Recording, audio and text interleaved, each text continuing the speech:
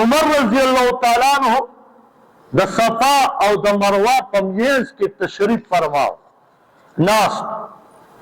هغه ټیم کې دا ټایل دا نو تشې خټې وي صفا غونډۍ دې خوا وه او مروه اخوا وه منډې به یې والې داسې نو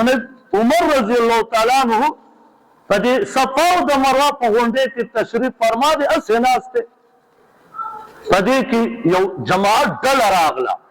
اوس د قتل عمر رضی الله تعالی عنہ چې دا خلک څه کوي چې راغله نو هغې اول طواف وکړه اوه چکر یې ووالې بیا چې کله چکر یې پوره کړې مقام ابراهیم سره مخامخ مونځ چې کله کې نو مقام ابراهیم او بیت الله شریف به ځان ته مخامخ کې نو بیا به ته دوه رکعاته نفل کې نو دغه ځای کې چې نفل وکړه بیا صفا او مروه غونډۍ طرف ته راغله نو صفا ته وخواته دعا وکړه واپس چې راتلل عالم دې ځای کې هلته مروه ته اوستی دي دلته عمر رضی الله تعالی عنہ ته تپوس کوي ورته ویې فرمایل چې تاسو د کوم ځای نه راغلي یئ وایي موږ د عراق نه راغلي یو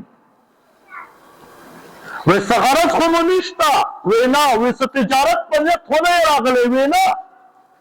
وایي نور د چا سره مو لین دین کاروبار خو نشته وایي نه صرف بیت الله ته راغلي یو صرف په دې نیت راغلي یو چې حج وکړو او واپس کلي ته لاړ شو عمر رضی الله تعالی عنہ ورته بیا فرمایي نو ښه واورئ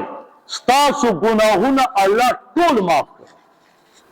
په حج سره ټول ګناهونه در الله معاف کړه صرف او صرف چې تاسو په نیت د حج راغلي